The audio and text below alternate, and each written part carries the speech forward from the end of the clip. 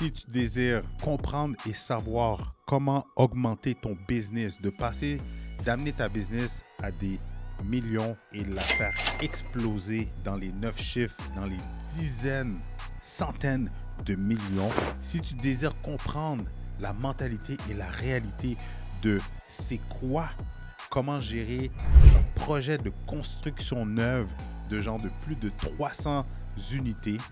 Si tu aimerais ça savoir comment on peut lever des fonds pour un projet, qu'on puisse acheter, faire du développement de terrain et acheter une opportunité dans les quelques millions de dollars et on est capable de booster la valeur rapidement dans un court laps de temps dans les dizaines de millions de dollars, ou tout simplement si vous désirez comprendre c'est quoi la réalité d'un immopreneur, d'un entrepreneur, mais surtout comment développer sa mentalité, son mindset d'abondance, de richesse, mais dans la réalité, dans les faits, là, pas dans le subliminal, mais dans les faits, c'est l'épisode pour vous. Bonjour tout le monde, bienvenue sur ma chaîne Immobilier 101 avec Christopher Salador. Je partage avec vous trucs, astuces et stratégies gagnantes en immobilier, immobilier commercial, business, mindset et aussi, on parle de cash. Ben oui, on parle de finances. Alors, c'est simple. Si c'est des sujets qui t'intéressent, parce que c'est clair que c'est des sujets qui t'intéressent, business, mindset, argent, immobilier, c'est simple. Considère à t'abonner. Considère même pas. C'est un no-brainer. Tu devrais t'abonner à ma chaîne dès maintenant. Aujourd'hui, sincèrement, j'ai de retour quelqu'un qui est déjà passé à plusieurs reprises, Monsieur Uriel Bigot, le fondateur de Upkey, le coach en business mindset en immobilier, consultant en immobilier. Sincèrement, il porte plusieurs chapeaux, mais la réalité, c'est que qu'est-ce qu'il va nous partager aujourd'hui? Ce n'est pas seulement des théories, ce n'est pas pour nous former, mais plutôt pour nous démontrer, nous expliquer en détail la réalité. Donc, encore une fois, si vous avez une business que vous aimeriez passer à 10 niveaux plus haut, si vous avez une business que vous aimeriez scale, si l'immobilier, c'est quelque chose que vous voulez amener à 10 niveaux plus haut, pas un niveau de « Ah, j'ai plusieurs portes, ah, je suis propriétaire d'entreprise », mais plutôt à un niveau où est-ce que vous pouvez littéralement vous bâtir un gros parc immobilier et au-delà de ça, faire des gros projets en immobilier. Restez jusqu'à la fin de cette vidéo parce qu'il va nous inonder de pépites d'or. Alors sans plus tarder, rentrons dans le vif du sujet dans un instant. Le marché de l'immobilier au Québec est en pleine explosion. Beaucoup d'opportunités pour les acheteurs de première maison et d'immeubles à revenus. Avec la méthode Salador, je vais vous outiller pour faire la meilleure transaction.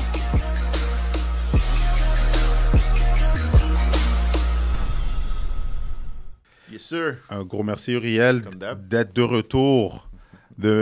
J'adore t'avoir parce qu'à chaque fois que tu viens, pour vrai, on a des vraies conversations, on parle des vraies choses, mais non seulement, c'est comme un genre de brainstorm sur comment scale nos business, comment aider et rejoindre le plus de personnes possible, puis justement, comment voir plus grand, puis faire des grandes choses. Effectivement, c'est drôle que tu dis ça parce que hier, on est quel jour aujourd'hui? On est mardi, donc c'était dimanche.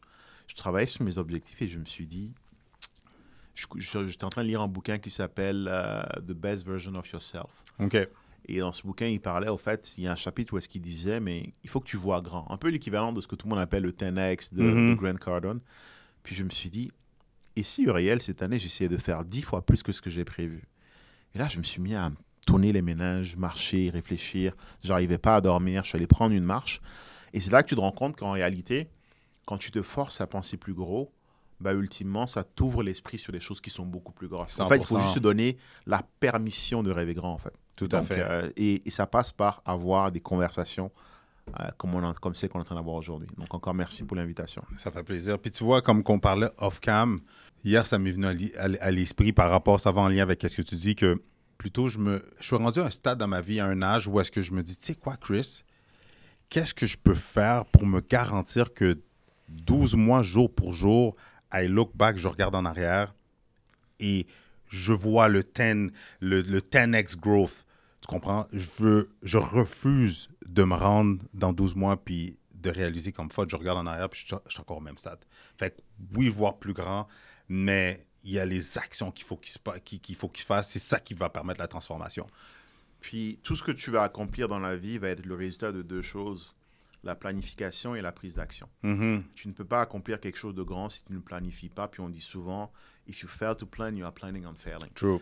Je parlais hier avec mon gars de marketing, puis je lui expliquais comment est-ce que c'est des petites choses, mais juste avoir un agenda où tu t'organises correctement, où tu planifies ta journée, parce que ultimement, on a tous 24 heures dans la journée. Si tu ne planifies pas tes affaires, tu penses que tu fais plein de choses, mais si ça ne rentre pas dans ton calendrier, ça ne rentrera pas dans ta vie en réalité. Donc planifie-le.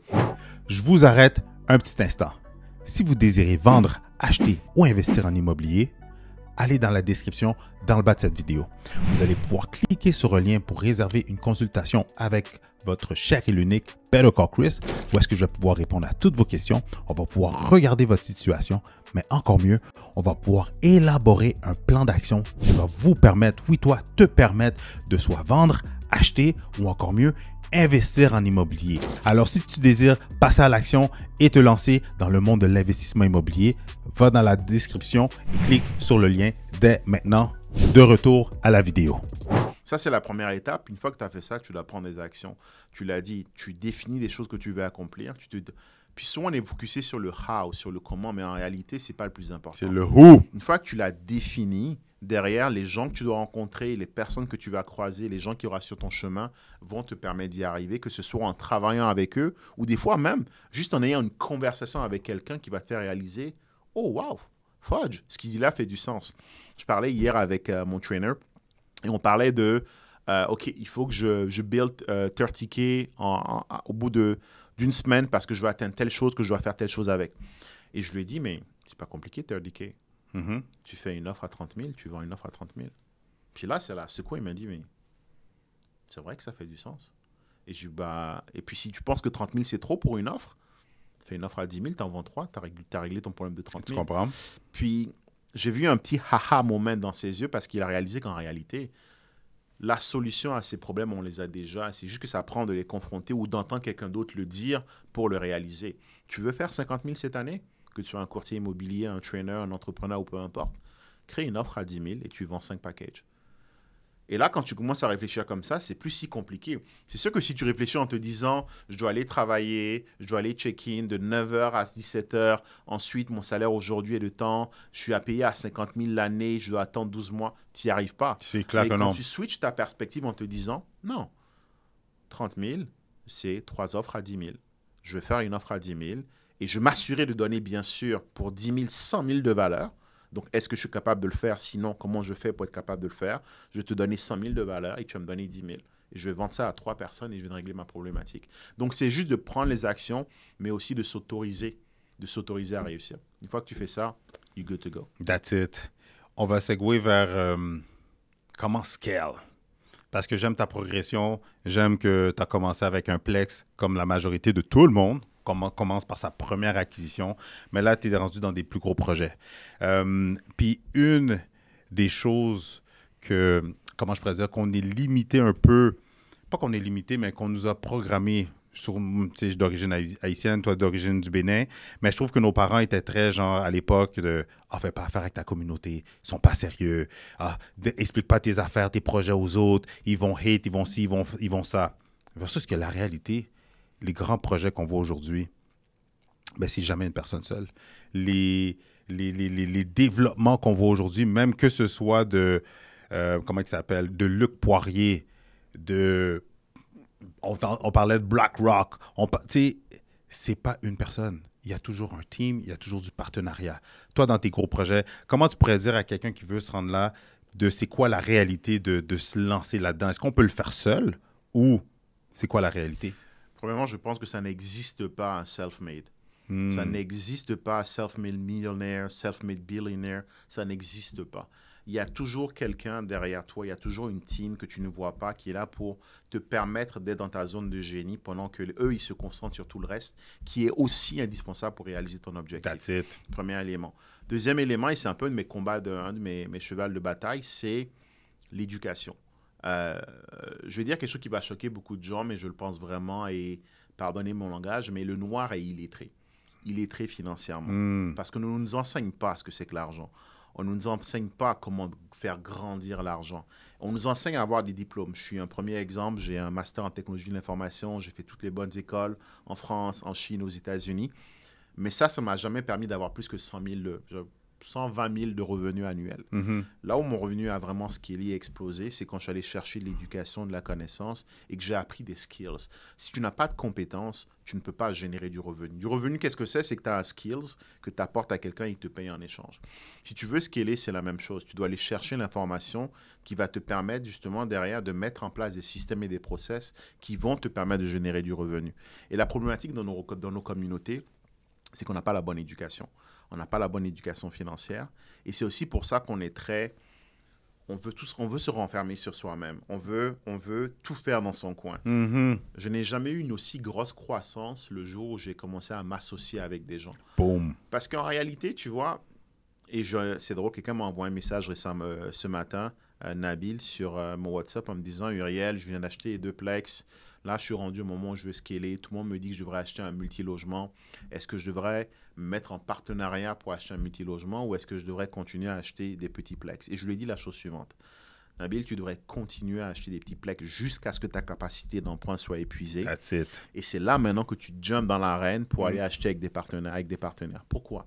Parce qu'en faisant ça, déjà, tu vas t'amener à un certain niveau où est-ce que tu peux être un bon partenaire. Tu vas développer des skill sets dans la gestion, des skill sets dans la recherche de deals, des skill sets dans la recherche de financement, que tu pourras maintenant offrir à d'autres personnes. Mais oui, tu dois absolument, à un moment ou à un autre dans ta vie, aller vers des partenariats parce que ça va te permettre d'aller beaucoup plus vite et beaucoup plus loin. Pourquoi? Tu as une zone de génie. Tu ne peux pas être un génie partout. True. Mais une entreprise, une grosse boîte, quelque chose de grand, ça demande beaucoup de génie. Et tu ne peux pas être celui qui porte toutes les casquettes. Donc, tu mets la tienne, qui est celle où est-ce que tu es un expert, et tu vas chercher des gens qui, eux, vont mettre leur casquette dans les autres domaines afin de vous permettre collectivement de briller. Parce qu'à nouveau, je préfère avoir 10% de 100 millions que d'avoir 100% de 10 000, tout simplement. 100% d'accord avec toi. Puis, j'ai plusieurs segways que je voudrais amener cette conversation-là, mais j'aimerais qu'on mette une petite parenthèse sur le manque de littérature financière, de wealth dans la communauté, parce que tu as dit quelque chose par rapport à ça que je voudrais t'amener, c'est une des choses, tu as mentionné plusieurs points, mais tu as oublié de dire que dans nos cultures, les gens, ils ont peur des dettes. On va être franc.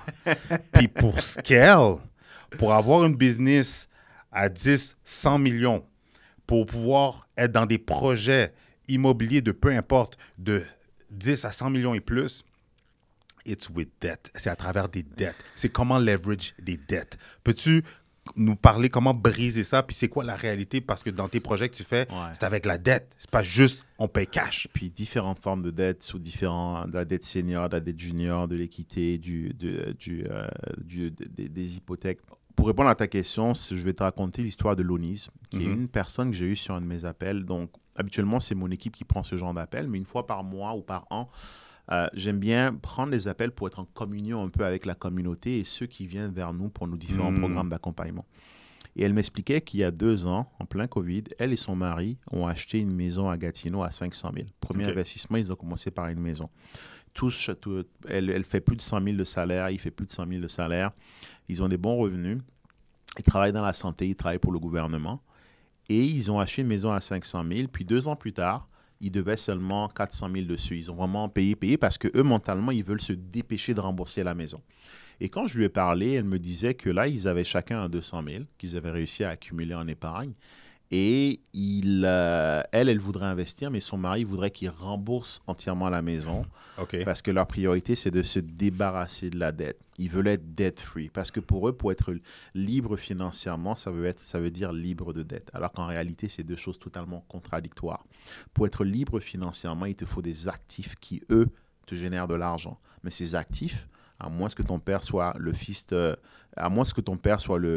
du président ou bien le président du Zaïre, il y a peu de chances que tu aies assez d'argent pour l'acheter. Donc, il te faut de la dette pour aller chercher cet actif qui, lui, va te rendre libre financièrement. Ils ont finalement pris la décision de prendre leurs 400 000 et de rembourser entièrement la maison, alors que je leur ai conseillé de prendre ces 400 000 et d'aller acheter 2, 3, 4 plex qui allaient leur générer assez, non seulement pour rembourser la maison, mais pour leur donner un plus gros patrimoine à transmettre à leurs enfants et aussi pour leur donner un meilleur lifestyle. la problématique dans les communautés noires, c'est qu'on pense que la dette est quelque chose de mauvais. Et on a été éduqués comme ça. Je suis issu d'une éducation catholique, francophone, où est-ce qu'on nous disait, il ne faut pas devoir de l'argent, il ne faut pas devoir de l'argent, alors que dans la Bible, c'est l'inverse qui est dit. Tu connais l'histoire des talents dans la Bible, où est-ce qu'un maître donne un talent à un de ses serviteurs, il en donne 2 à l'autre, puis il en donne 5 au dernier. Celui à qui il en a donné 5, il va le multiplier, il va l'investir et il le transforme en 2. En 10, excuse-moi, celui à qui il en a donné 2 le multiplie, le transforme en 4. Et celui à qui il en a donné 1 le prend et l'enterre parce qu'il ne voulait pas prendre de risque. Quand le maître est rentré, qu'est-ce qu'il a dit? Il a dit, serviteur, tu n'as pas développé ce que je t'ai donné, sors de ma maison. Et il a félicité les 2 premiers qui, eux, ont multiplié par 2 ce qu'il leur a donné. Si tu ne prends pas de risque sur cette terre, tu n'arriveras jamais à rien. Et c'est vrai qu'aller chercher une dette, ça peut être vu comme un risque, mais c'est surtout quelque chose qui te donne une opportunité. 100%. L'opportunité de créer de la richesse, de créer de la valeur. Et donc finalement, cette famille a décidé de payer entièrement leur maison. Puis aujourd'hui, ils vont se retrouver avec une maison, oui, qui est entièrement payée. Ils n'ont plus de loyer à payer, mais ça ne va pas leur donner de quoi vivre quand ils seront à la retraite. Ça ne va pas leur donner de quoi payer les études de leurs enfants. Ça ne va pas leur donner de quoi avoir une retraite décente. Parce qu'ils ont voulu assouvir, ils ont voulu répondre à un besoin psychologique qui est de dire « ma maison est payée ». Mais financièrement, c'est une bêtise qui ne dit pas son nom. Imagine le nombre de bâtiments qu'ils auraient pu acheter avec ce 400 000. C'est fou. On parle de liquide cash, là. Imagine fou, là. ce qu'ils auraient pu acheter avec et les rendements qu'ils auraient pu avoir, qui, eux, auraient même permis derrière de venir rembourser la maison s'ils le souhaitent. Et le tout en quelques années, là. C'est un manque d'éducation. À première vue, on pourrait se dire que ces gens-là, ils ont mal agi. Moi, la manière dont je le vois, c'est juste qu'ils n'ont pas été éduqués. Ils n'ont juste pas eu l'éducation financière qui leur a permis de comprendre que la liberté financière s'acquiert en allant chercher des actifs. Et des actifs, pourquoi? Parce que c'est ces actifs qui vont travailler à ta place quand tu seras vieux et que tu ne pourras pas travailler. Mais ces actifs, quand tu as de l'argent ou quand tu n'en as pas, il faut que tu ailles chercher de l'argent, sous forme de dette par exemple, pour les acheter. Et c'est ce qu'ils n'ont pas compris. Donc, morale de l'histoire, ils ont une maison qui est entièrement payée, c'est nice, mais financièrement, ils sont toujours aussi pauvres. 100%. Donc, la solution, je pense que ça passe par l'éducation, ça passe par le fait d'aller comprendre des modèles financiers. Il n'y a qu'à regarder finalement comment fonctionnent les banques. Exact. Tu mets un 10 000 $ à la banque aujourd'hui. Premièrement, ça donne le droit à la banque de pouvoir prêter 100 000 à quelqu'un d'autre, 10 fois ce que tu as déposé.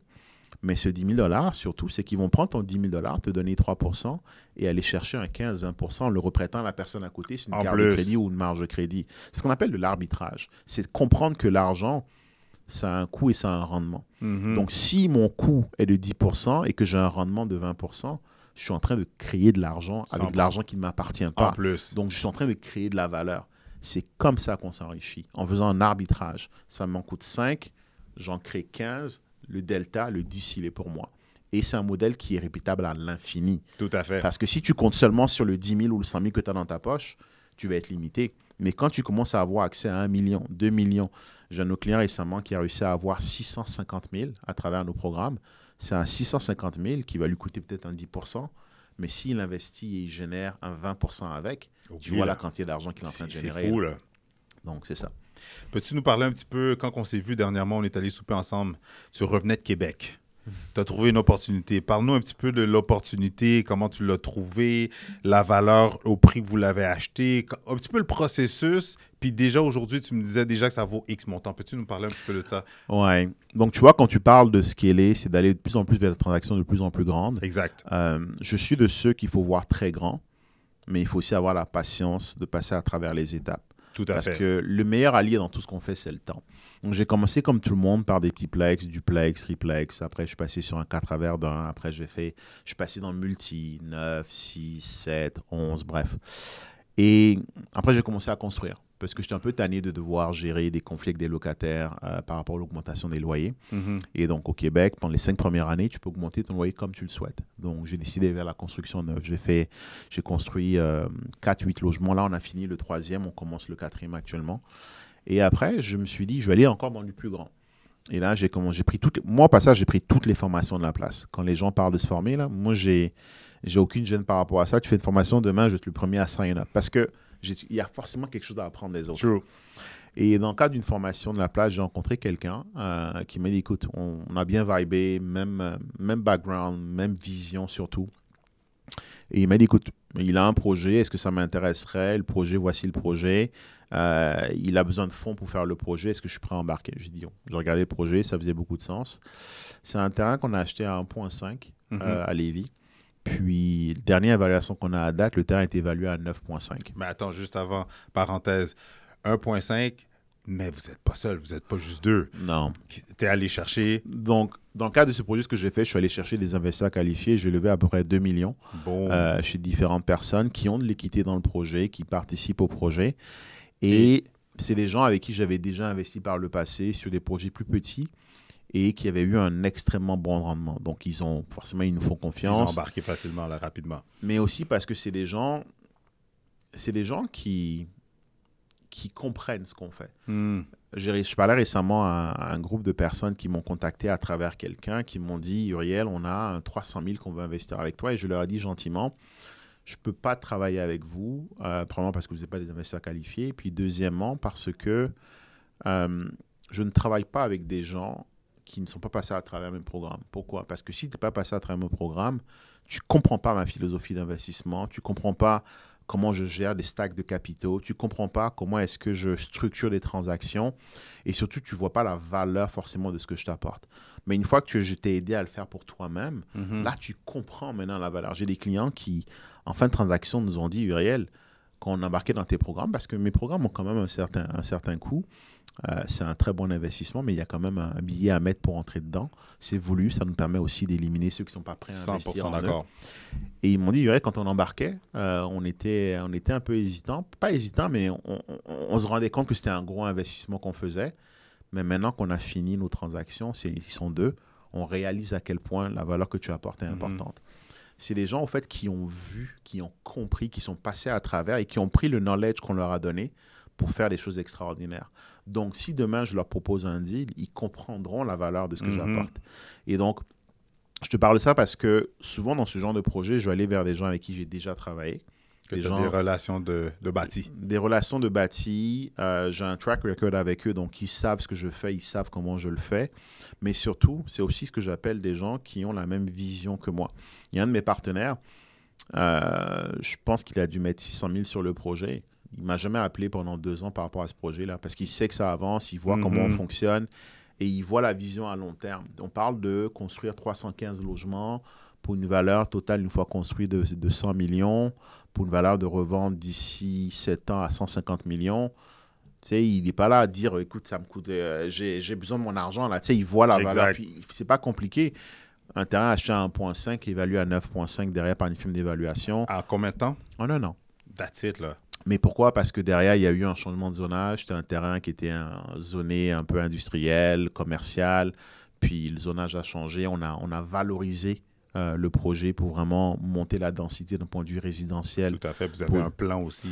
Architecte, ingénieur, on a fait toutes les études qu'on doit faire pour présenter un plan vraiment avec une vision d'un projet. On est en cours de demande du permis, on attend justement qu'il soit approuvé. Juste pour parler des chiffres rapidement, pour un plan comme ça, vous êtes rendu à combien de dépensés? Parce qu'il y a beaucoup de monde qui pense, ah ben moi je vais me lancer. Ben oui, c'est comme ça. Juste ce genre de plan-là, puis c'est même pas le plan final, mais juste en termes de plan, combien vous êtes rendu? Combien ça vous coûte? C'est pas ce qu'on a dépensé parce qu'on a pris certains arrangements, mais je te dirais qu'en termes de soft cost, il faut que tu comptes sur un projet à peu près 25 000 par porte. Ouf! 25 000 par mois. Et puis combien de portes vous avez? 315. Hey boy, faites le calcul tout le monde. En termes de soft cost, bien sûr, c'est des choses que tu payes sur toute la durée du projet.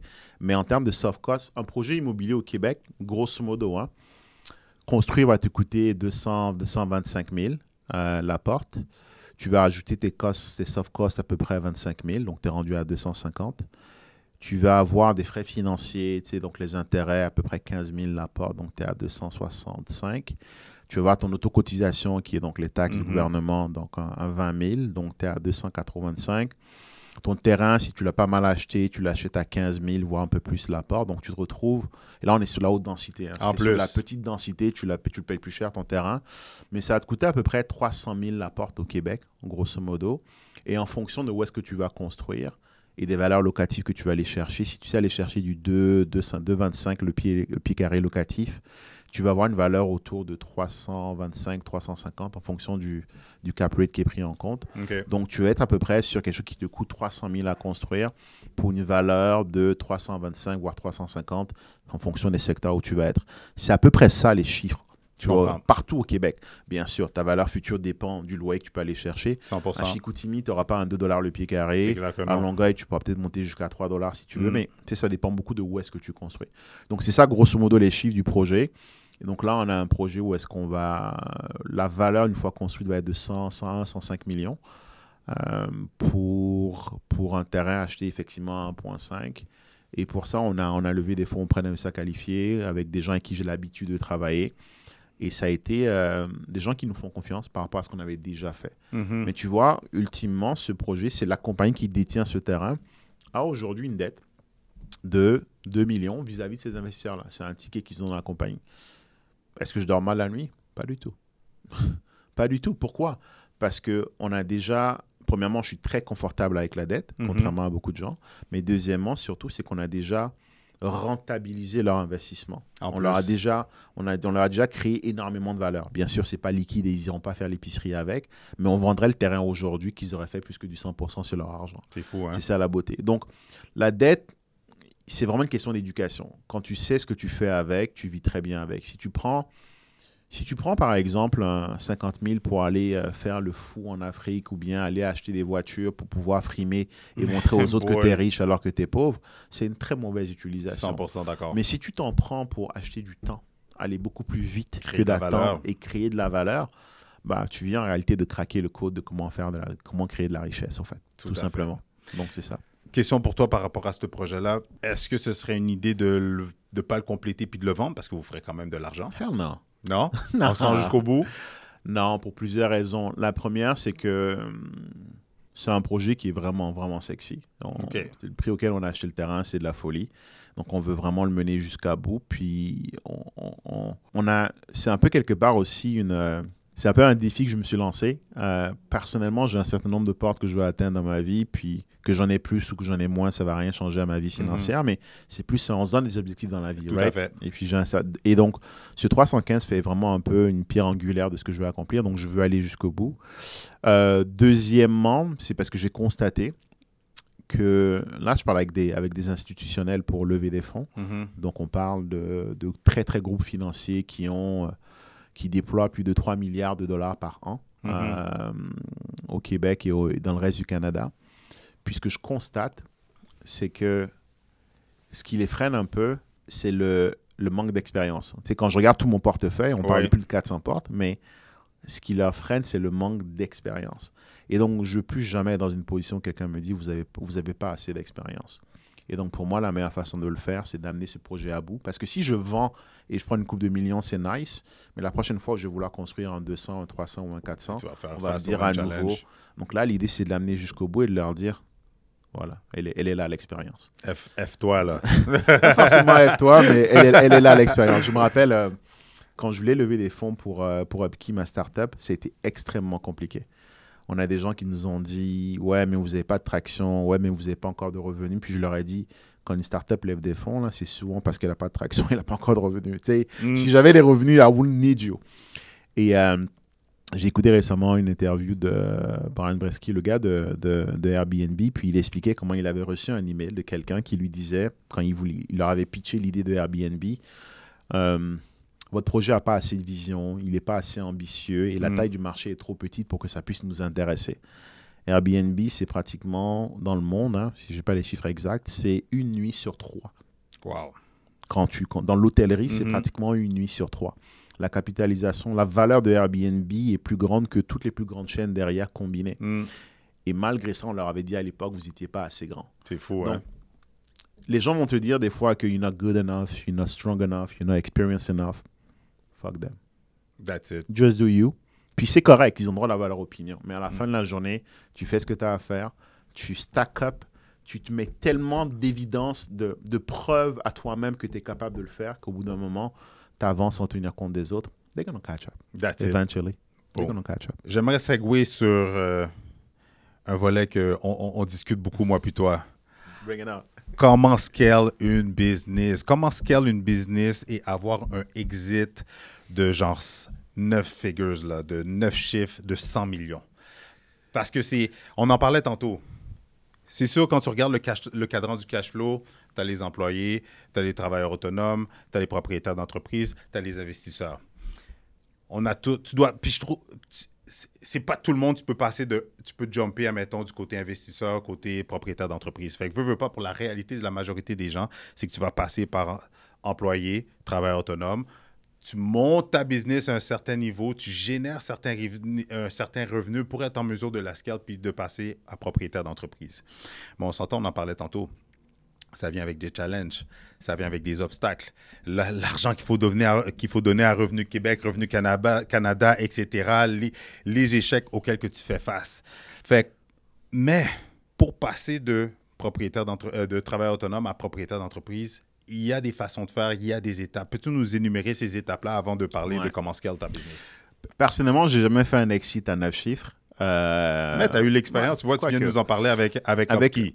Ouais, mais avec le bâtiment que je construis, on le vendrait quand on va le vendre, parce que là, on fait des calculs de rentabilité pour calcul TRI, puis on fait des projections de vente à 7 ans ou à 10 ans. Effectivement, ça va être un exit à 9 chiffres. On parle de plus de 100 millions. Aujourd'hui, je ne l'ai pas encore fait, mais par contre, j'ai une vision qui est très claire sur comment y arriver, de par ce que je vois dans mes entreprises aujourd'hui, mais aussi de par toute la littérature que je lis. Donc, je tiens à préciser, je ne l'ai pas encore fait. Mais le chemin pour y arriver, je pense qu'il n'est pas très difficile. Et je vais mettre un bémol là-dessus. Je ne pense pas que c'est très difficile de faire un exit à 100 millions, surtout quand tu es dans l'immobilier. Une fois que tu as fait un exit à 100 000, à 1 million, à 10 millions, puis à 100 millions. C'est juste des steps. Et à différents steps, tu vas avoir besoin de différents éléments. Mais on va commencer par le plus bas niveau. Donc, l'employé aujourd'hui qui fait un 100 000, qui au passage est considéré comme classe moyenne au Québec, hein, on va mettre les choses en perspective. En plus. Si tu veux aller plus loin, il n'y a pas de secret. En étant employé, tu n'arriveras pas à 1 million. C'est clair que non. Il faut que tu passes dans une... quand même en tant que travailleur autonome ou un travailleur autonome, tu vas peut-être arriver à 300, 400, 500. Mais à un moment, tu vas passer dans une incorporation, tu vas devenir un entrepreneur, et puis tu vas créer un système. Un système, et pour moi, c'est deux choses, c'est le intake et le outtake, le output, on va dire.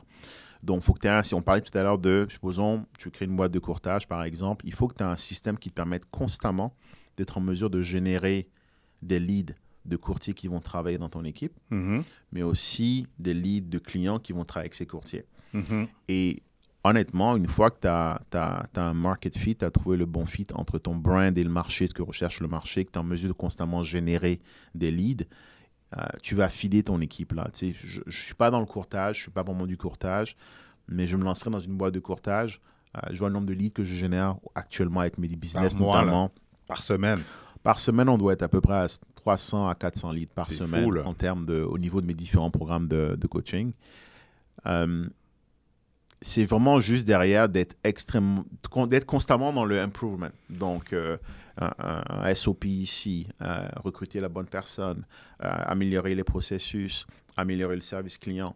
C'est constamment des petites choses qui prennent du temps. Ça n'arrive pas du jour au lendemain, là, qui prennent du temps. Tu build up. Puis quand tu vas arriver à 1 million, derrière, c'est juste de continuer à faire ce que tu fais de la bonne manière, de façon répétée, tout en travaillant vraiment sur les choses importantes. Donc, renforcer ta présence de ton brand sur le marché, continuer à former tes gens pour qu'ils soient bons, continuer à dénicher des talents. Et c'est ça qui, combiné, va t'amener au-dessus du 10 millions.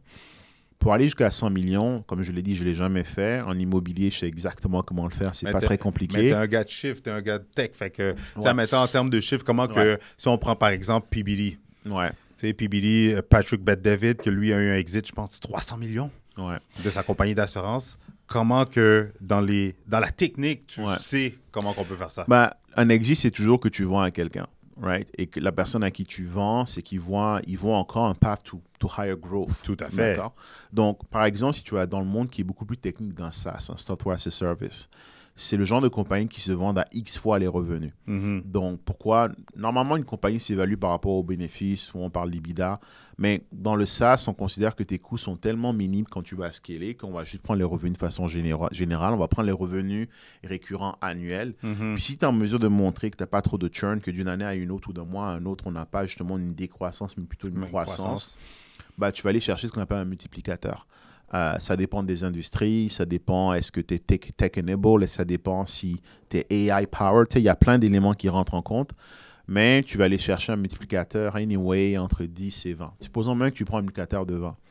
Bah, ultimement, ce qu'on vient de dire, c'est que si tu vends une boîte à 100 millions, si tu es en mesure de créer un SaaS qui génère 5 millions par an, tu le vends à 20 fois les revenus. Boom. Tu viens d'avoir ton 100 millions d'exit. Exact. Puis, on va mettre les choses en perspective. Faire 5 millions annuels, c'est pas beaucoup. Là. On va même arrondir à 6 millions parce que j'aime les chiffres ronds. 6 millions divisé par 12, ça fait 500 000 par mois. 500 000 par mois, si tu as 1000 clients qui te payent $500 tous les mois, tu es à 500 000 par an, par mois. Là. True. Donc, 500 clients, 1000 clients qui te payent $500 tous les mois dans ton SaaS, ça fait 500 000 fois 12, 6 millions. Un exit à 20 fois les revenus, tu es à 120 millions. Elle est là, la formule. Personnellement, je ne l'ai pas encore fait. Mon dernier SaaS, ça n'a pas été le succès que je voulais. Principalement, je pense, parce que le marché qu'on targetait était trop petit. Exact. Très bel apprentissage pour la suite. C'est ça que j'allais dire. L'apprentissage, il faut que tu passes par là aussi. Tu penses vraiment que du premier coup, tu aurais fait un coup de circuit? Puis même, en plus, ce qui est fun, c'est que je sais exactement pourquoi j'ai échoué. Avec le recul aujourd'hui, marché trop petit, pas une vraie expertise dans comment générer du lead, chose que j'ai réglée entre-temps. Puis toute une expertise que j'ai développée après. Donc cet échec était là justement pour m'amener là où je suis aujourd'hui. Puis même, est-ce que c'était un échec ou de l'apprentissage? C'est un échec, mais pour moi, il n'y a pas de différence entre les deux. Pour moi, mentalement, il n'y a pas de différence. Puis c'est peut-être la manière dont je le formule, mais un échec, c'est pas quelque chose de négatif, bien au contraire. Merci. Bien au contraire. Et c'est peut-être ça aussi un peu le challenge dans nos communautés, c'est qu'on ne veut pas essayer, on ne veut pas tenter parce qu'on a peur de l'échec.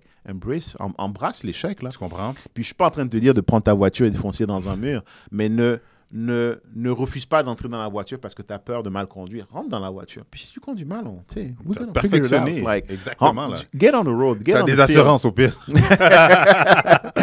Et ça, c'est comme ça que je verrai le chemin pour ce qui est un SaaS. Après, pour ce qui est business un peu plus physique, bah, c'est la même logique. C'est juste que ce genre de business, les multiplicateurs ne sont pas les mêmes. Tu vas aller chercher peut-être un x5, donc il faut que tu montes à 20 millions annuels. Puis il faut vraiment que tu aies une belle marge. Donc, c'est la même logique. C'est à combien tu peux amener ton revenu annuel et c'est quoi le multiplicateur qu'on va y appliquer pour obtenir la valorisation une fois que tu vas la vendre. Puis j'ai aimé le fait que tu t'es pris comme exemple en regardant en arrière sur toi, mais tu m'as fait le même... comment je pourrais dire? Tu m'as décortiqué de la même façon. Puis j'aimerais ça que tu le dises, qu'on en parle. Admettons, si on prend Chris Salador qui veut se monter une business à 10 millions, qui est une business scalable. Qu'est-ce qu'il faut que j'arrête de faire ou qu'est-ce qu'il faut que j'implante? Qu'est-ce que je pourrais pas revendre non plus? Ouais. Pour moi, quelque chose qui est surtout, c'est ce que j'ai appris avec justement ma startup, Upkey, c'est que c'est très dur de créer une boîte. On le dit comme ça avec beaucoup de facilité, mais en réalité, guys, c'est dur. Là. En fait, c'est que tu es en train de... C'est une vidéo qui me revient souvent en tête. C'est que tu es en train de monter le chemin de fer pendant que le train est en train de rouler. Donc, il y a tout qui casse, là. Il y a un truc qui casse, tu dois le ramasser, tu dois clouer. Surtout au début. En plus, au début, tu n'as pas beaucoup de ressources, donc tu fais un peu tout toi-même. Tu n'es forcément pas bon partout, donc tu fais un peu tout croche. Donc, c'est un peu c'est très dur de monter une startup. Une fois qu'on a dit ça, c'est que à cause de ça, moi, si je dois faire quelque chose dans ma vie aujourd'hui, tout ce que je fais, il faut qu'il y ait 2 S derrière. Scalable and sellable. Si c'est pas scalable, si c'est pas sellable, I don't want to do it. That's it. Parce que le vrai money maker, c'est quand tu vends, en fait. C'est comme l'immobilier. Pour ceux qui ont de l'immobilier, pas ceux qui sont sur la touche et qui parlent de cash flow à longueur de journée. C'est pas ton cash flow qui est le vrai money que tu makes. C'est quand tu t'achètes un bâtiment, disons, qui fait 100 000 de revenus annuels, tu l'achètes à un multiplicateur de revenus bruts de 10, tu l'achètes à 1 million. Tu te bats pour amener le revenu, disons, à 150 000. Bah, du coup, maintenant, ils vont à 1,5. Puis, entre-temps, les valeurs augmentent, puis le MRB passe maintenant, disons, à 20. Bah, maintenant, ça vaut 3 millions, puis ainsi de suite. C'est quand tu vends que tu fais ton vrai exit. Regarde tous ceux qui ont vendu dans les 2 dernières années, qui avaient acheté dans les années 2000, ils sont morts de rire là, quand ils entendent les jeunes investisseurs leur dire « Ah non, non, non, non, non, non, s'il n'y a pas 200 pièces de cash flow tous les mois, j'achète pas. » Ces gars-là, ils ont acheté, là, ils sont morts de rire aujourd'hui. Ils font des exits à 200, 300, 400 000. Bah, c'est là qu'est le vrai cash. Donc, l'idée, c'est de créer une business qui est sellable et scalable pour pouvoir la vendre, bien sûr, derrière ou juste la garder. Puis comme tu me disais, mettons, si on prend Christopher Salador, la business de courtage. Moi, si je devais me lancer dans le courtage, si j'étais Christopher Salador, ce que je ferais, c'est je commencerais par embaucher une armée de courtiers. Mm-hmm. Une armée de courtiers, puis la promesse que je vais leur faire, c'est de leur garantir du lead. Parce que ça, tu le fais déjà. Juste avec le contenu que tu fais, là, les leads, ils pleuvent. Là. Mm-hmm. Je suis sûr que tu es rendu à un stade aujourd'hui où tu choisis les leads avec lesquels 100%. Tu travailles, tu choisis les clients avec lesquels tu travailles. Bah, c'est que tu es une machine qui est capable de générer du lead. Donc, ce que je leur ferai comme promesse à ces courtiers-là, je vais vous filer en lead. Moi, ce que je vous demande, c'est de livrer la machine, la marchandise. Et en plus, je vais vous coacher, vous donner une façon standard et éprouver que j'ai utilisé pour servir ces clients de façon satisfaisante pour qu'ils soient des repeat business. Mm-hmm. Right? Donc, tu coaches, tu hires, tu coaches. Deuxième chose que je ferais, c'est qu'ensuite, j'enlèverais ma face. Parce que personne ne va acheter la boîte christophersalador.com. C'est là que je voulais que tu t'arrives. Parce que le jour où Christopher s'en va, puis la plupart des boîtes, quand tu les vends, tu as toujours un processus où est-ce qu'on te dit le founder ou celui qui vend reste 2 ou 3 ans pour faire un smooth exit. Mm-hmm. Je commencerai par remplacer ma face. Parce qu'entre toi et moi, tu as une stratégie qui te permet de générer du lead. Si tu es en mesure, c'est créer du contenu. Mm-hmm. Tu es en mesure de la teach à tous ces courtiers-là que tu embauches en plus. Eux, maintenant, ils vont devenir the face of the franchise. C'est-à-dire, une boîte, c'est comme une compagnie, une équipe de NFL. Tu dois pouvoir, du jour au lendemain, changer le quarterback s'il est malade. Changer le coach. C'est Tom Brady tombe, on met quelqu'un d'autre à la place. Le coach, c'est toujours toi. Donc, toi, tu stick around. Ou tu es le GM, tu es le general manager. Mais derrière, le quarterback, on doit pouvoir l'interchanger. C'est ça, tu leur montres comment générer du lead, puis eux, ils vont commencer à générer du lead pour la compagnie en question. Et même le plus drôle, c'est que c'est un marché qui est pratiquement illimité parce qu'en réalité, Chris, tu vas attirer beaucoup de gens à toi qui te ressemblent, des Haïtiens, des Blacks. Tu veux commencer à les taper dans la population blanche, tu prends ou québécoise, tu prends une Cindy Tremblay qui va faire le même contenu que tu fais avec sa flavor, avec sa sauce. Elle va attirer à l'agence des Québécois. Tu vas aller chercher des Portugais, tu prends un courtier portugais, il fait le même speech que toi, mais dans sa langue et avec sa touche, il va attirer des clients portugais. Et tu viens de créer une boîte aujourd'hui qui est indépendante de Christopher Salador. Bon. Et là, maintenant, tu as un système. Et là, tu es un vrai entrepreneur. Et là, tu es une entreprise. Et après, maintenant, c'est de l'amener à ce qu'on appelle enterprise value. C'est juste de continuer à faire ce que tu fais là de façon correcte, comme il faut, et le faire grandir en l'acquisition de courtiers, l'acquisition de leads, et on livre le service. Et si tu es en mesure de scaler chacun de ces endroits-là, ta business va exploser. Là. À quel point c'est important les SOPs, les systèmes d'opération, les procédures d'opération. Parce que beaucoup d'entrepreneurs, comme tu l'as dit, on essaie de mettre l'arrêt de train pendant que le train il vient, mais on oublie l'importance parce que justement, pour que ça soit scalable and sellable, il faut que tu aies des procédures en place, il faut que tu aies des systèmes en place. Mais beaucoup de gens, on est comme, ah non, je vais tout faire par moi-même. Vas-y. Surtout l'entrepreneuriat aujourd'hui est présenté sur Internet comme étant this shiny thing. Oui. C'est nice, yeah, six-figure entrepreneur. Guys, être un entrepreneur, là, c'est lonely. Là. C'est un chemin du combattant, c'est dur, c'est brutal, c'est sans pitié, là. Tu perds ta santé mentale. And that's why it's a good thing. Right? Big time. Ça réveille en toi le démon qui est en toi parce que pour moi, je pense que tu as raté ta vie si tu n'as pas goûté à l'expérience de créer une entreprise. Il y a tellement de difficultés, mais de joie, de peine. C'est quelque chose, ça ne peut pas s'enseigner. Il faut que tu le vives. Mm-hmm. Une fois qu'on a dit ça, moi, je pense que tout le monde devrait entreprendre à un moment ou un autre dans sa vie. Mais par contre, il ne faut pas tomber dans le côté un peu glamour qu'on a sur les réseaux sociaux où est-ce qu'on pense que tout est beau, tout est simple, tout est nice. C'est quelque chose de très difficile, mais aussi de très nourrissant pour l'âme parce que tu apprends à te connaître, tu apprends à savoir qui tu es réellement en dépassant tes limitations, en passant à travers des échecs, en apprenant des choses, en te dépassant et en apprenant des nouveaux skills. Mm-hmm. Et un skill qui est primordial quand tu as une entreprise, c'est de créer des systèmes. Parce que si tu n'as pas des systèmes, c'est que tu es un self-employed. C'est, comme on dit, just buy yourself a job. Tu as une job à 200, 300 000. C'est nice, là. Un high-paid job. High-paying job. Il n'y a rien de mal à ça, là. Mais ce n'est pas une entreprise. Parce qu'une entreprise, c'est... Donc, on va prendre une boîte de courtage. C'est générer des clients, servir des clients. Est-ce que tu es en mesure de créer un système qui te permet de générer des clients sans forcément que tu n'aies à être présent constamment pour le faire? Est-ce que tu es en mesure de servir des clients sans que tu n'aies forcément besoin d'être présent pour faire tout? Tu peux faire une partie. Et là, on parle de servir des clients, mais en tant que courtier immobilier, c'est quoi? C'est prendre la documentation du client, comprendre son besoin, faire organiser des visites, faire des visites, le conseiller, faire la transaction. La réalité, c'est que chacun de ces morceaux-là peut être processisé. Tout à fait. Donc, moi, dans mon entreprise, quand un client arrive, on a un onboarding. Donc, j'ai une de mes assistantes, Déborah, Noël ou Erika, une de mes 3 assistantes qui vont faire un appel de welcome avec le client.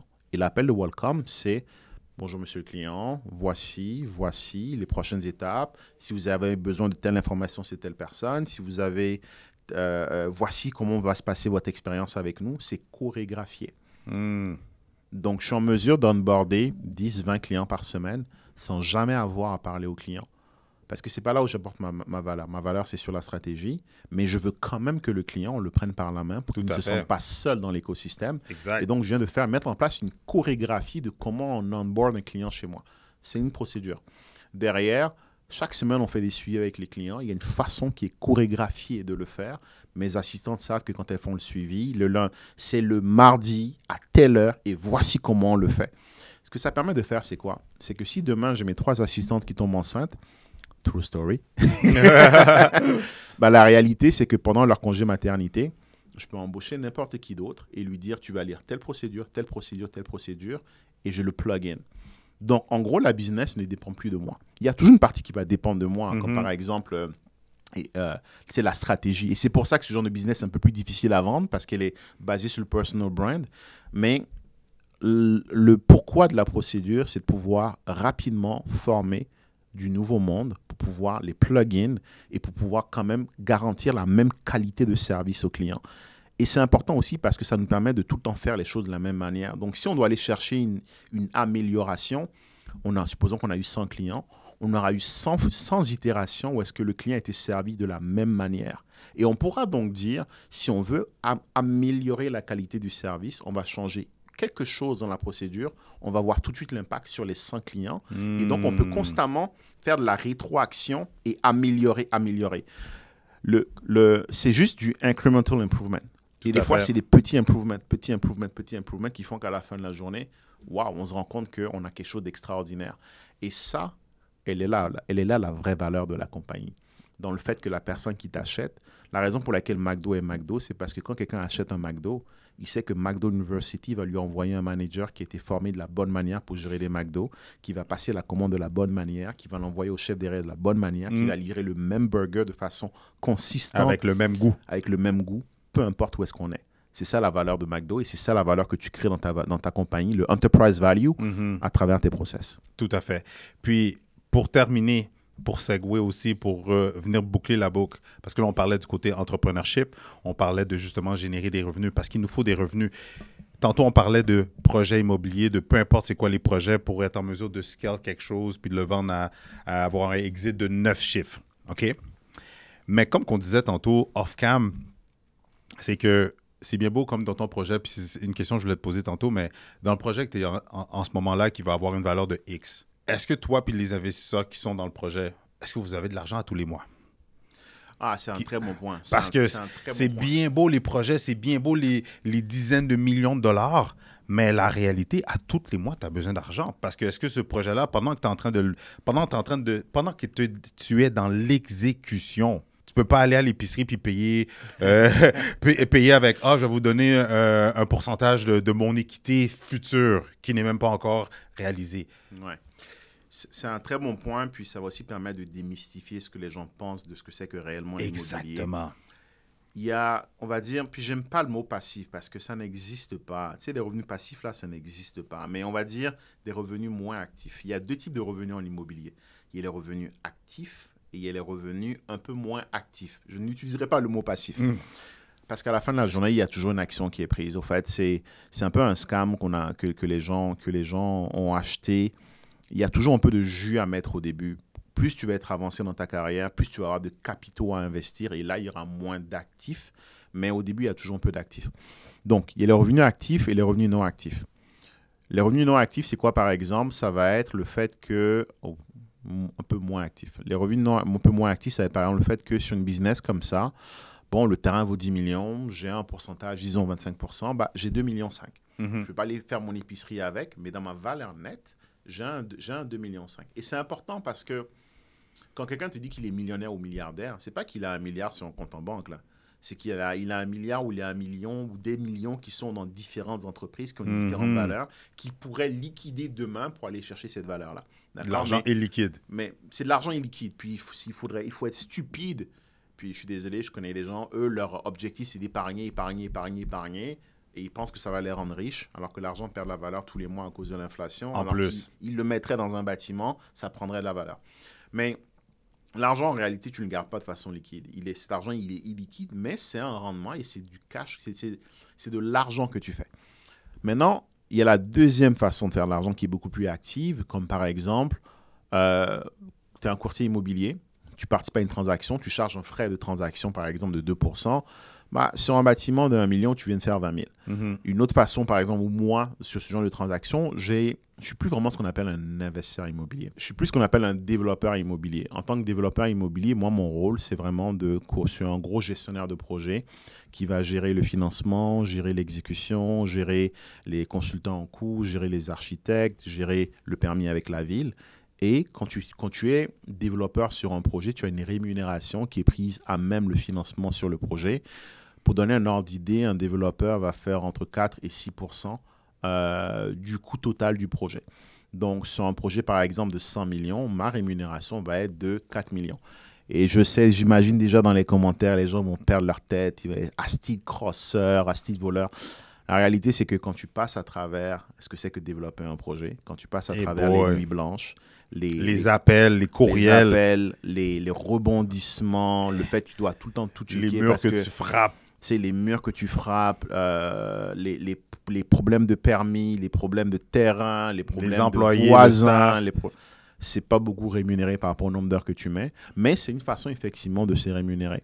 Et donc, tu vois, si vous allez dans l'immobilier, vous voulez acheter des blocs parce que vous voulez, par exemple, vivre de l'immobilier, à court terme, vous n'allez pas vivre de l'immobilier. Je dis à tous mes clients, vous ne lâchez surtout pas votre emploi. Bien au contraire, vous accumulez assez de patrimoine pour arriver à un stade où est-ce qu'on va vous mettre en place des stratégies avancées qu'on met à nos clients qui leur permettent, par exemple, à un certain niveau, de payer la moitié de leur hypothèque ou de payer la totalité. Ça leur génère un vrai cash flow. Une hypothèque de 2000 avec un taux, on va dire, de 3%. Ce n'est pas les taux qu'on a aujourd'hui, mais quand le marché va se standardiser, une hypothèque de 2000, si ton bâtiment est cash flow 0, parce que tu l'as stabilisé, tu l'as ramené à 0, et que tu payes une hypothèque de 2000, tu peux aller chercher la moitié, littéralement, grâce à certains produits financiers qu'on peut te mettre en place.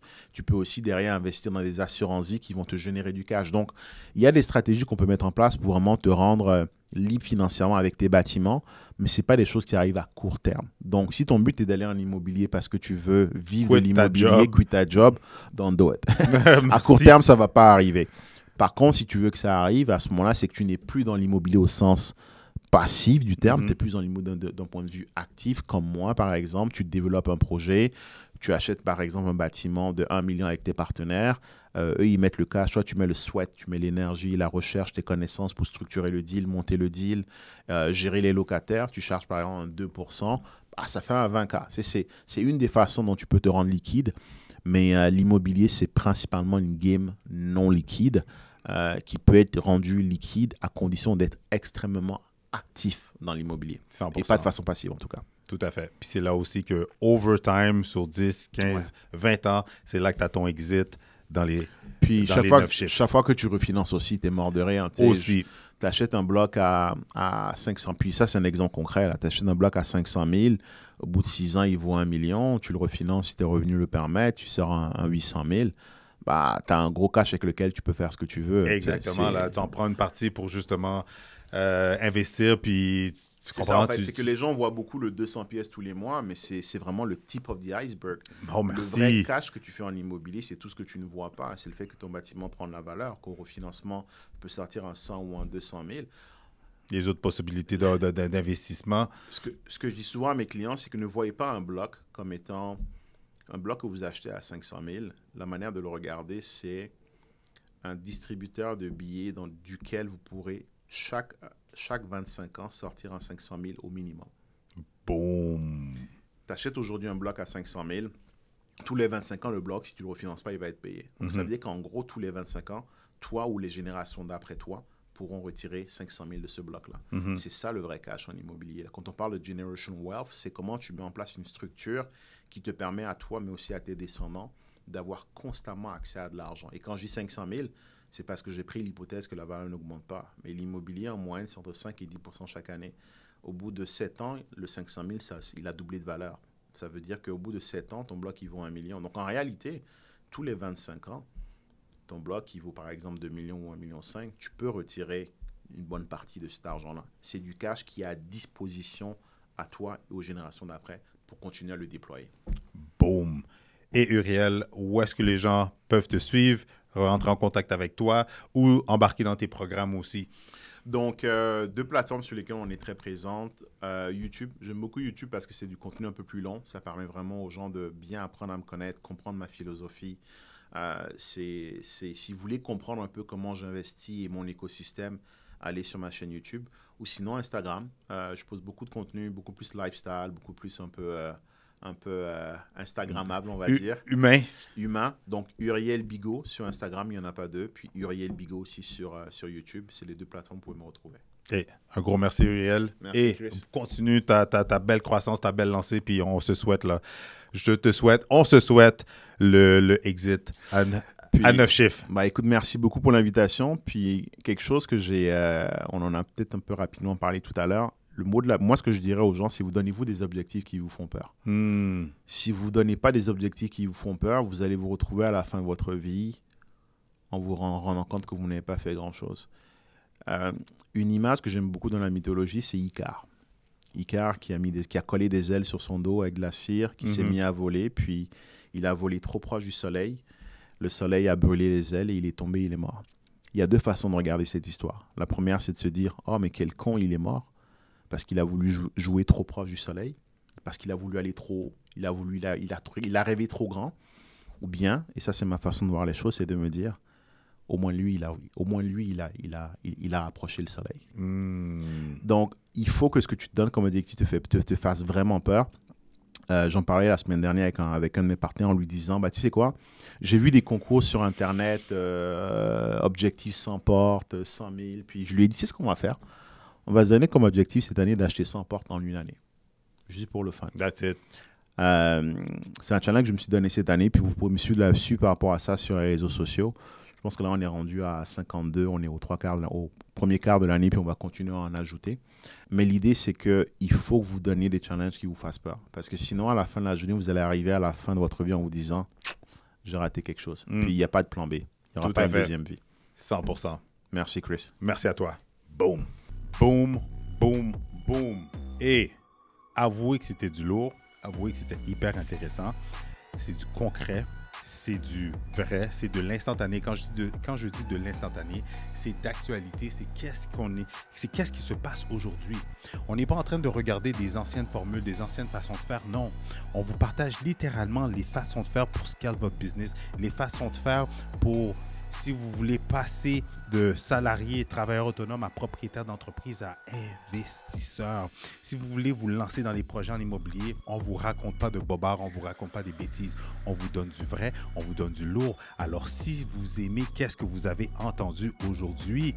S'il vous plaît, mettez 3 emojis de pompe, là, de fist pump, s'il vous plaît. 3 emojis là, de yes, c'est du lourd, c'est du fort.